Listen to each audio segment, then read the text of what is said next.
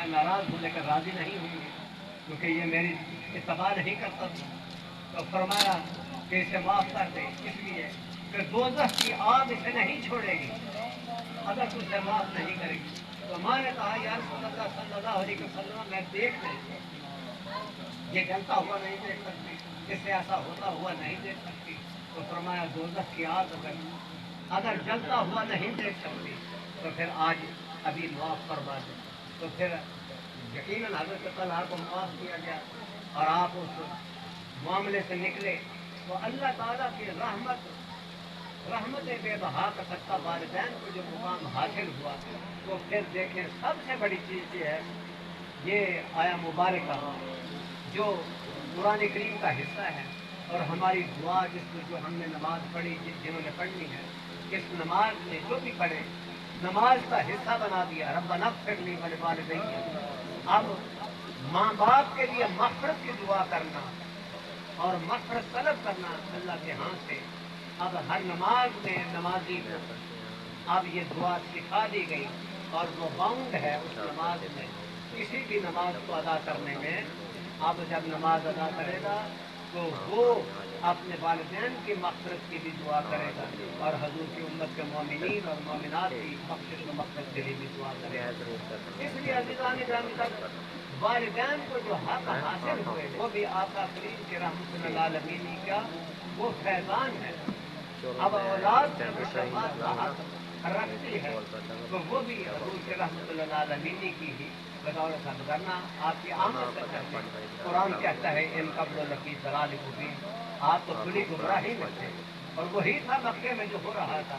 ये तो लोग रिश्ते मंडियों में देखते थे, गुलामी का निज़ाम आम था। आप क्या समझते हैं कि अमेरिका ने डॉलर जो दिया है ये इससे तरक्की हुई है?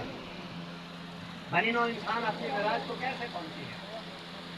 ये जहाज बनाने से पहुंच गई, आतोदे बनाने से पहुंच गई, लॉन्ग रेंज और जनाब शॉर्ट रेंज और मीडियम रेंज ये इंटरनेशनल मिसाइल बनाने से ये पहुंच गए। किसी साइंस की तरक्की से पहुंची नहीं।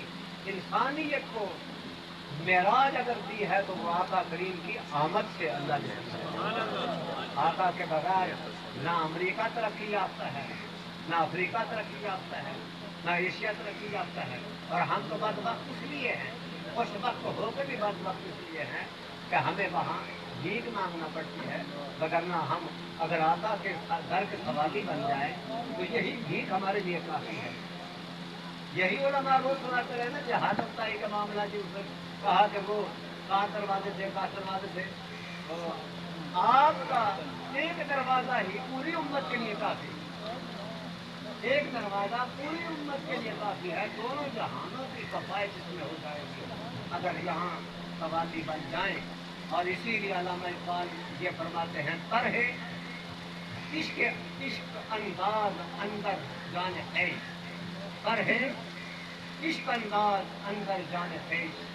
और बा मुस्तफ़ा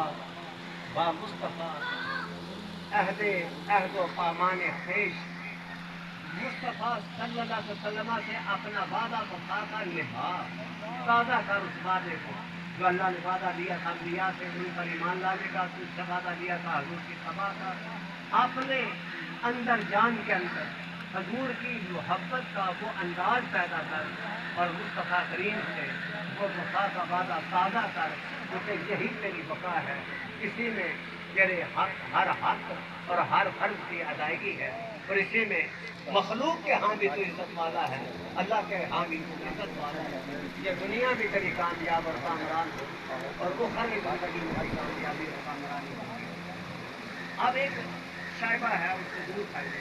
लोग कहते हैं कि शायद माल कमाने से इंसान मंजिल से पहुंचता है। यह बात ठीक है, क्योंकि अल्लाह ताला ने फरमाया अल्लाह बिज़िक्रिल्लाह तत्मइन्नुल क़ुलूब, खबरदार दिलों का इत्मीनान सिर्फ याद इलाही में, और याद इलाही मुस्तफ़ा की याद के बगैर हो ही नहीं।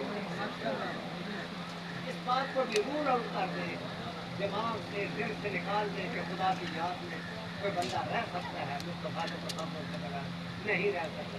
तसव्वुर मुस्तफ़ा ही बुनियाद है, ज़िक्र मुस्तफ़ा, ज़िक्र मुस्तफ़ा ही बुनियाद है। अगर जिसने हजूर के बारे में ज़िक्र और ज़िक्र ना किया اور حضور کو اس قابل ہی نہ سمجھا. کئی لوگ ہیں کلمہ پڑھتے ہیں, اگر خدا کو ماننا ہے, وحدانیت کو ماننا ہے, توحید کو ماننا ہے, توحید کی پریارٹی ہے, تو پھر کلمہ کا چھوڑ دے. کلمہ چھوڑ مؤخر ذکر جو حصہ ہے قرآن کا اس کو کلمے کا چھوڑ دے. پھر تیرا ذکر چلتا ہے چلتا ہے, نہیں چلے گا. اس لیے کہ خدا نے اپنے ذکر کو پابند کر دیا ہے, اپنے ذکر کو محبوب کے اور مصطفیٰ کے ذکر میں رکھا ہے. جو محبوب کا ذکر کرے گا وہ خدا کا ذکر ہوگا.